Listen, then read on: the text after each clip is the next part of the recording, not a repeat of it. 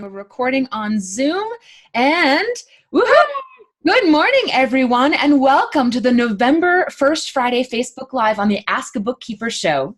Our mission on Ask a Bookkeeper is to take the big, intimidating ideas that often scare small business owners away from following their dreams, and we simplify them and turn them into just another fun part of the adventure of running a small business. So think of us kind of like Sesame Street for small business owners.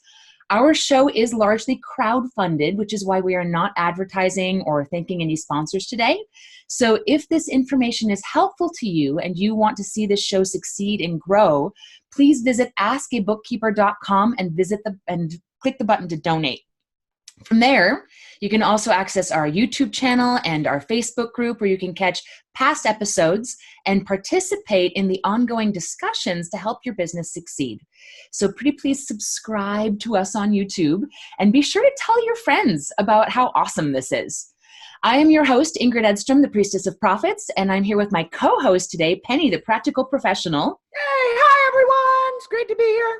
And we are very excited to introduce our special guest, Mayumi Young of CPA Moms, and she's going to share with us her amazing story of why she created CPA Moms, and we'll be discussing the importance of having a vision, having a clear why that can act as a compass and passion to fuel entrepreneurs on a path. So Mayumi, welcome to Ask a Bookkeeper, and perhaps we could begin by having you tell our audience a little bit more about yourself and your business. Thank you. Thanks for having me. Such a pleasure. A little bit about myself and my business. So I am let's say it this way. I consider myself to be a social innovator, first and foremost. What that means is I'm somebody that cares about creating ventures that have real social and financial impact in the world. And so my current venture, which I'll speak about a little bit, is called CPA Moms. And it is the third venture that I've created in the last almost 20 years. And, I use and leverage the CPA and the experience that I had back in my tour of duty, if you will, at Pricewaterhouse as a public accountant and a lot of the work that I did in industry to really support and empower people around money. And we'll be talking more in this conversation about really what lights our fire and that big why. But there's really three things that I love, and everything I do centers around those three things. One is anything having to do with money, finances. The second one is anything to do with entrepreneurship, and the third is education. So it's always my pleasure and privilege of being able to speak and share my journey with all of you, and I'll love to be able to interact if you have a chance to do that today with anyone and what you're dealing with. So that's a little bit about me. Do you want me to say anything more about my story with CPA Moms? Do you want to wait a little bit? Yeah, well, really briefly. So you were Big Four. I was Big Four. What inspired you to switch paths from that to something more vision-centric? Very good question.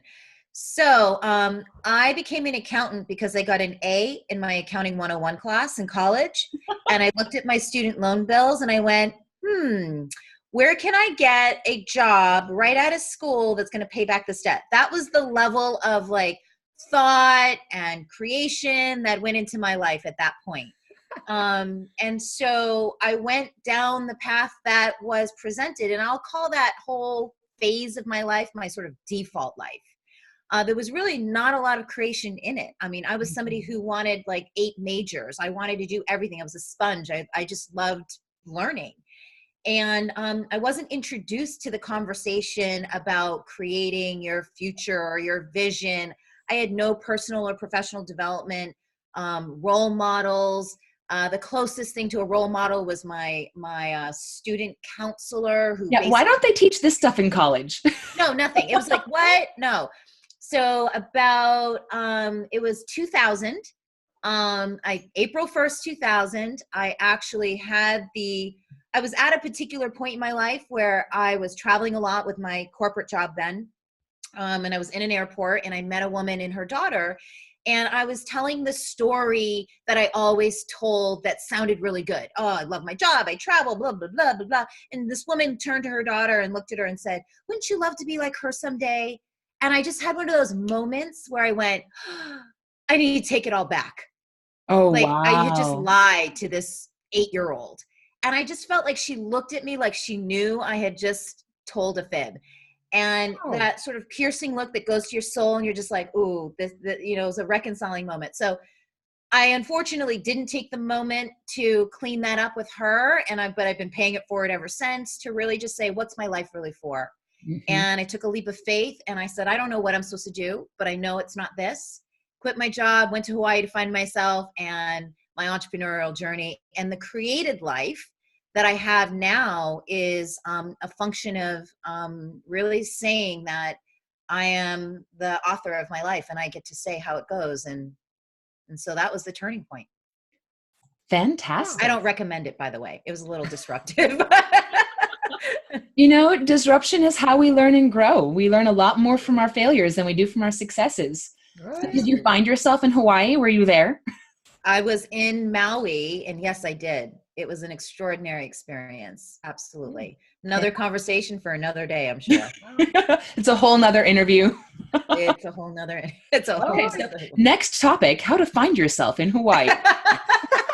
We'll paint you a map. Yay. Well, and I love what you said earlier about you had the three cornerstones of money, entrepreneurship, and education. And I think we've talked before on this show about how the pursuit of money is not necessarily the goal. And I love that you add in the entrepreneurship and the education, because that's really where that purpose comes from. I think I would even say that's where that vision comes from, the innovation and providing something for others. Can you speak to that a little bit? Yeah. Well, I mean, I have a saying, you know, money is a resource. And if you think of money as currency, I love language and words, something very powerful if you really look at and study the power of words. If you look up currency in the dictionary, I mean, just think of the word current. Current is to flow. It's about keeping money in flow. When people hoard or hold on to money, then it cuts off the flow. So there's this constant coming in and moving out and coming in and moving out. Yeah. Money is a resource. It's something that enables you to forward, you know, your purpose, whatever that is, as an individual and as an enterprise.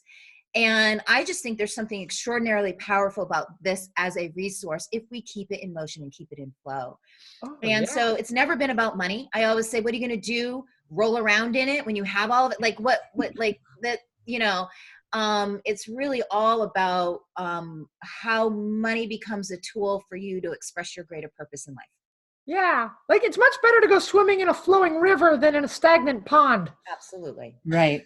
Well, and most of us don't have the talent for swimming in money like Scrooge McDuck did. So tell us about CPA Moms. I want to hear about your vision for CPA Moms. Yeah, so CPA Moms, so this may sound a little weird, and for some of you may be a little on the woo-woo side, but I'll say it this way because it's my honest journey. When I did go find myself in Hawaii, I kind of made a promise. And in that promise, I said, you know, I no longer am willing to live my life off purpose.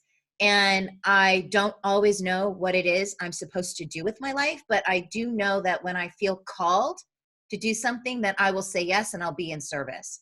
And so by the time that I had launched CPA Moms, which was back in October of 2008, I had let my CPA go inactive. And I was an entrepreneur at that point. I wasn't an accountant anymore. And so when CPA Moms came and tapped me on the shoulder a few times, I just thought, I'm not doing this anymore, you know, and it kept tapping and tapping and it got louder and louder. And I just sort of went, okay, I'll pay attention. What is this tap, tap, tapping? I have an agreement that I will say yes when I'm called. And so in the spirit of this calling, I really got to look at what was being asked of me. And because I was always committed to creating something that has social impact, the whole idea came together around CPAs. Well, really, it was entrepreneurs not really getting the level of support that they needed with their professionals, and feeling like I really wanted to raise the bar there. Mhm. And watching this one-way revolving door of moms that were professionals that left industry, especially the big four, and never came back after they went on maternity leave. And I just sort of, it was like a perfect storm. I put them together and I went, well, what if I could make this connection between the professional that really earned her, CPA. I mean, those 3 letters take something to get there. Sure. And what if I could create an environment, a whole ecosystem where she could really have something that has eluded this industry since the beginning of time, still I think does, which is a career and a family. Yeah. And in exchange, Yeah. she's able to provide high quality services to entrepreneurs that really need it. And so when I really looked at that and I felt into it, there was one driving force behind it, because I had an opportunity to just be like any other accounting firm that was out there many, many times. It actually took more steps to stay true to being devoted to empowering the CPA mom, as Mhm. opposed to just any accountant. And in those moments, I really had to check in as to why was that the driving force for me? Like, why moms? What, I got it like logically and intellectually how that could be of value, but became a little bit more complicated as I started implementing this idea. And it got really, really simple really quickly when I was really challenged to answer the question why. And for me, it was my mom. And when I almost can't tell the story of my mom without crying, but I will attempt to just give you the brief nugget. And I think a lot of you who are You're allowed moms, to cry. It's okay. We've had crying on the show. but I've got makeup. Where are my tissues? Okay. The power of, I think those of you who are moms, or can think about your own mom, if you have a good relationship with her, understands that the power of motherhood is just beyond words. But to describe it, my mom, she was born in Japan and she was raised there. And her father died when she was very, very young, and she was one of 5 children, but she was the oldest girl. So she had to quit school in the 8th grade to take care of her siblings so her mom could work. And so she sacrificed a lot very, very early on. And later when she met my father, who was military, she and my dad left and were able to come to the States. Their marriage didn't last, but she was there raising me as a single mom.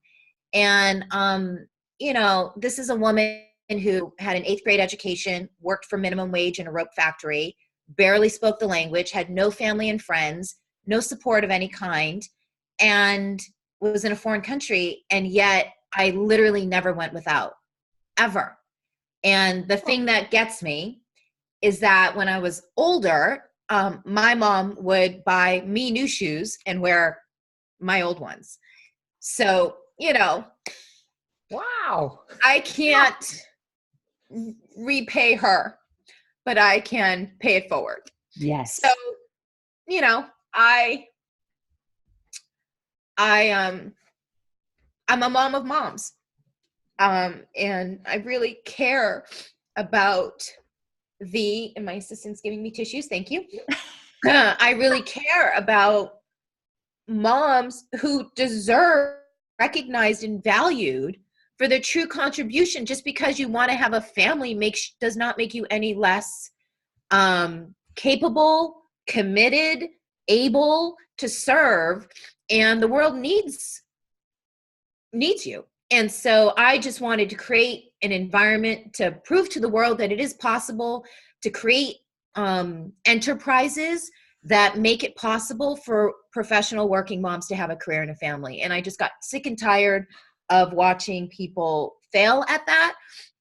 And so here we go. So we're a working model. We care about really empowering and being an example to other industries, not only our own, and other companies who really want to stop giving lip service to this whole day of work-life balance and all that. So that's what drives me. That's what gets me up in the morning. That's what has me, go over every obstacle that we face as entrepreneurs, because it's not an easy road. And you've got to have something thematically talking about why. You've got to have something that gets you up and has you climb over those obstacles and those challenges and expands and stretches you beyond your comfort zone, that is compelling enough that will say, it's worth doing this, and this is what matters. And so Oh, that's my why. that's really beautiful. Wow. It's so powerful. I absolutely love it. And there was something that you said early on in that story. You said the words off purpose. And it's so interesting to me that, oftentimes when we say the words on purpose, we're just referring to intentionality, which intentionality is important. But sometimes we don't realize that when we're not in integrity with ourselves, recognizing that the root of the word integrity is the same as the root of the word integer. It means to be whole. If we're not bringing ourselves, our whole selves to the table, then we're not in integrity. And if we're not in intention, if we're not working on purpose, then we're not working within our purpose. And in order to be on purpose, you have to know what your purpose is. Right. So finding that purpose. And I also love what you said, Mayumi, about the tapping, that something kept pulling at you. And it reminded me of 4 years ago at QuickBooks Connect in 2015. Oprah Winfrey was one of the main keynote speakers that year. And she told a fantastic story about listening to the whispers. And she talked about how the whispers are those just intuitive tugs, that tapping, that if you don't pay attention to it, it's going to get louder and louder until you pay attention, because the universe will not be ignored. When you are not following your path, when you are not on purpose, part of you knows it. And it's a part of us that just needs to not be denied. And it relates right back into our episode last month with Rabina, when she was talking about there's a moment in each person's lives when our soul will no longer be denied. And it sounds like you had that moment and you rose to the calling. So I would love to ask you more about that process of rising to that calling. When you feel that tug, when you feel that tapping, what does it take to really recognize it? Like, what are the signs? I mean, we're alluding to it with metaphor, but how did you feel it? And what did you do to get more information to really narrow it down to, oh, yes, universe, thank you. This is what I need to do. Because it can be so cryptic to interpret those messages sometimes. Yes, it's like a new language. Mm-hmm. And anytime you learn, if I were to endeavor to learn Spanish today, that's a process. It's not like today I can hear somebody speak fluently and I can understand it. I might pick up a word here and there. So it's the amount of dedication and devotion to being able to understand and interpret accurately that inner voice will say, that those signals, those whispers, is a commitment in the same way that you would learn any language. Mm-hmm. And so I feel that the signs are always there. And there's a lot of really great resources that speak to how you can fine tune this. And one that I really leaned on very early in my process was work that was created by Deepak Chopra, if you're familiar with any of his work. Yeah. And he speaks a lot about synchronicities. And so sometimes it's not easy to hear internally because we've got sort of our mind that's talking, the chatter of our mind gets mixed with that internal communication. And so, the heart and the mind, sometimes it all gets muddied and you're not sure who's speaking. So sometimes that doesn't work, but if you're well practiced and you're able to kind of settle into your body, a lot of times the intuitive comes from the body, the heart, it's a feeling more than a thought. Mm-hmm. But I get, everyone kind of gets their own intuition and internal communication through different ways. Some people can see it visually. Some people dream it. Some people feel it. I actually get, I would say, downloads. And so it's a little harder for me because the download comes as a thought. And when you're mixing thought with the brain chatter, then it gets really hard to tease them apart to figure out, well, who's actually speaking here? What's the real truth? But synchronicities is an external way to kind of gauge whether or not you're moving closer and closer to your truth and your purpose. And it's kind of like looking for outside world would call it coincidence. What makes a coincidence a synchronicity is that you look at each, for me, it would be like, I would have a thought. like, oh, I would really love to connect with somebody at this company. And then all of the sudden, out of nowhere, I would get an email from somebody at this company who wanted to make a connection. And I'm just like, and that happens enough times that after a while you actually believe that there is this idea. You stop calling it a miracle and it becomes part of your everyday life. Yes. And the more frequent you see those, what looks like coincidences, which are really synchronicities, they are like little breadcrumbs on the trail. Mm-hmm. And if you kind of follow the trail, it will always lead you to somewhere that you've asked. So like putting those asks out there and then just waiting to see. And it never comes in a bow, in a package, when you thought it would come, where you thought it would come. It's always in this random way. And, just continuously being a yes and continuously feeling like, does this feel right? Does this feel right? Am I getting a yes here, not a yes here? Yes. Absolutely. And it's like love. Like, how did you know if you're married? How did you know that that was the right person? It's here, not here. Sometimes you're like, man, this person just doesn't even add up. Why am I with them? And yet you just are like, oh, so hopefully that gives you a little bit of a blueprint, like how it's a journey. I don't always get it right, but I've developed my ability to interpret and understand and look in so many different domains around what the communication is. And a lot of times I'll say the biggest and most important thing is to do the absolute opposite of what you think you should do. When I'm really struggling to make an answer, it's like, oh, I just want to get in action and figure this out. I got to figure it out. And that's exactly the time. It's the perfect time to go camping. Take the weekend off, get away from your dad, like just get quiet and still, so that still pond, you can hear and feel the ripples a little bit cleaner and a little clearer. So it's practice and, it's a journey.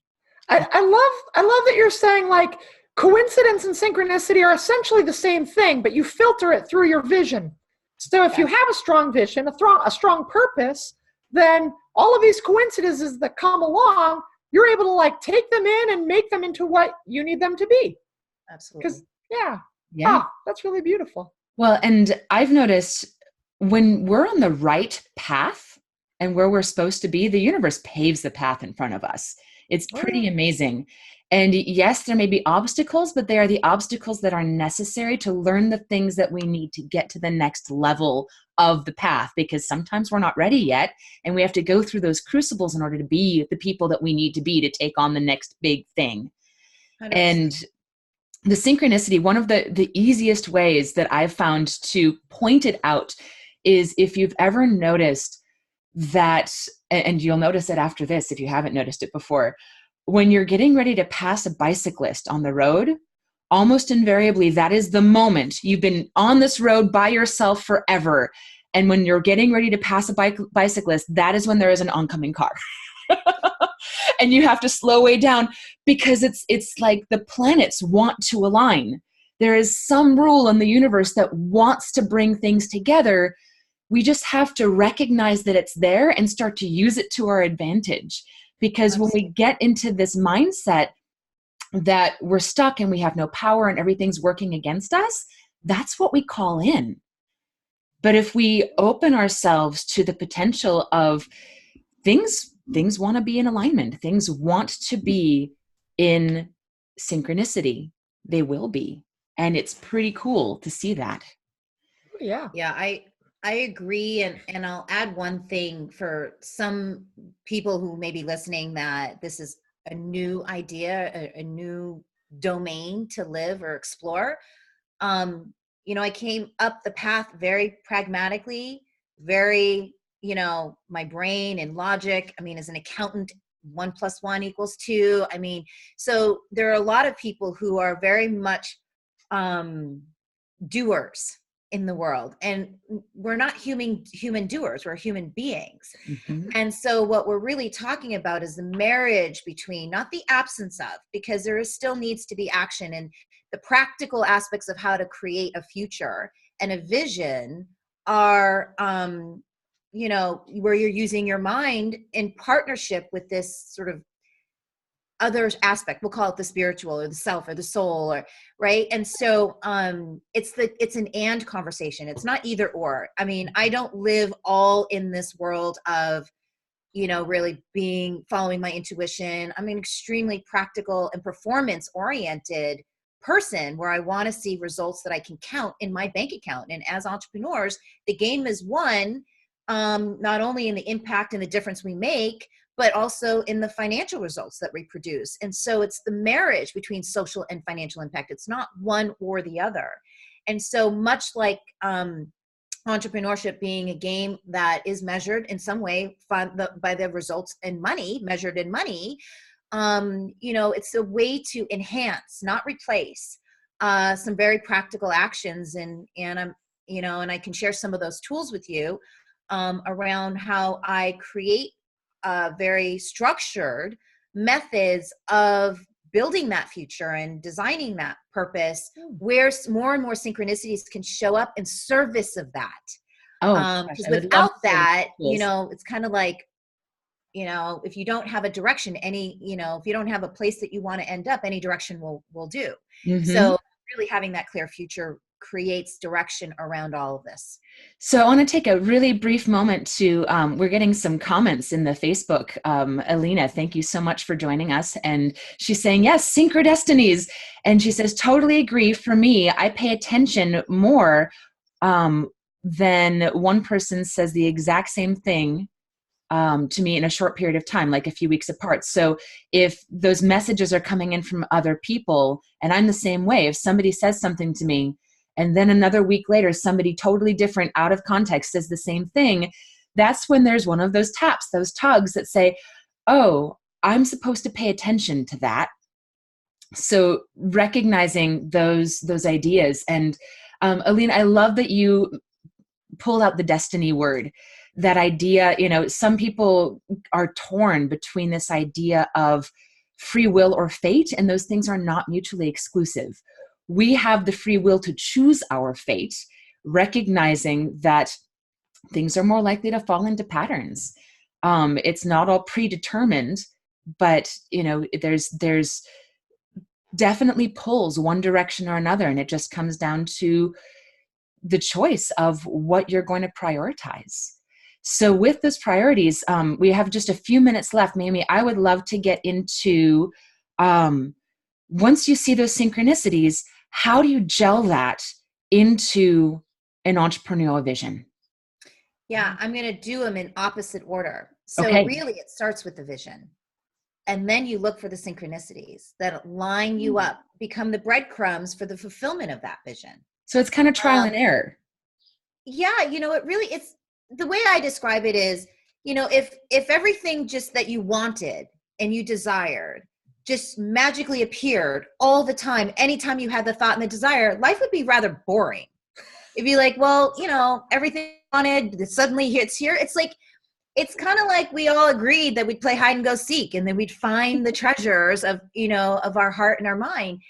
And so we have to kind of enjoy that it's not all just obvious, and that it is a little bit of, it's a self-discovery. It's part of the game. And when we can line up to it like that, and we can relate to it like it is that journey to enjoy, then we can kind of relax a little bit about where we kind of take the wrong road and hit dead ends and land in a crater, and all the parts of being on a journey that are unexpected, and delight in the unexpectedness.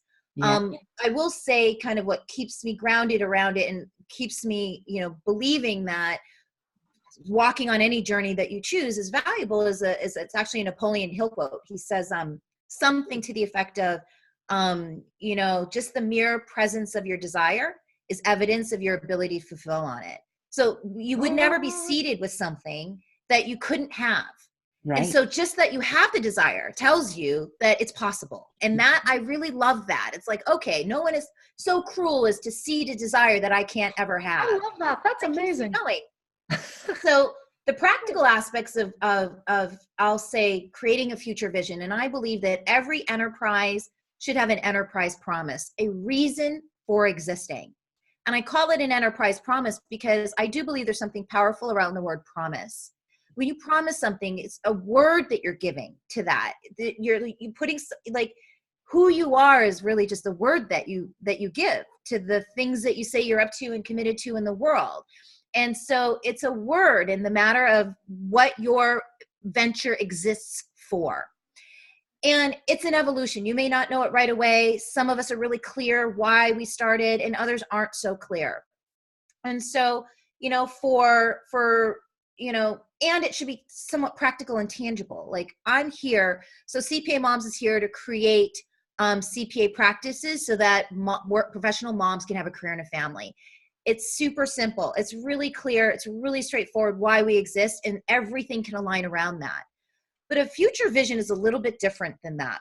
A future vision is something that I create every 3 to 5 years. So for some people, every 3 years, other people you like every 5 years, but it does need to be out there in the future. And so 3 to 5 years out, I actually put myself there. I put myself in that timeline. So I'll be 3 years out, and I'll look back to today, and I'll look at what has been accomplished in the reverse. Mm-hmm. So as if it was already complete.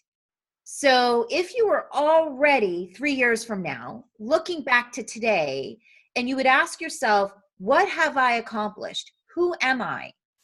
What do I have? What have I done? What are some of the results that I produced? What's my life look like, feel like, smell like, touch like?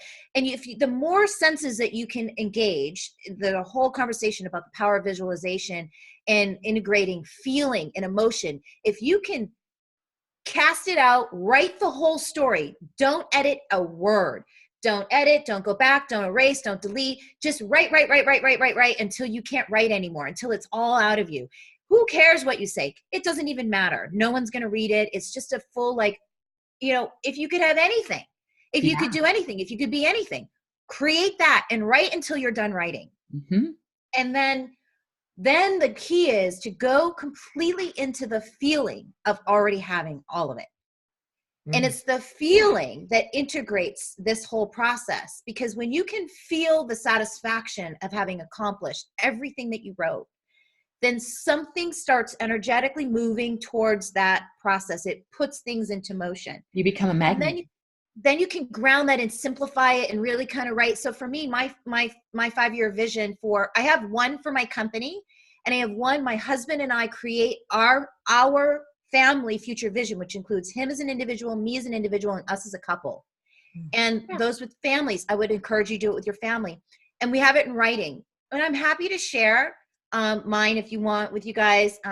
It's a whole PowerPoint thing that we put together, and the one I created for CPA Moms. And the one for CPA Moms is really simple. It's bullets. The one that I created was much more involved with my husband, with declarations and agreements and accomplishments. And it's really just profound how once you put it in writing, Mm-hmm. it has to be in writing, and you evoke the emotion and the feeling with it.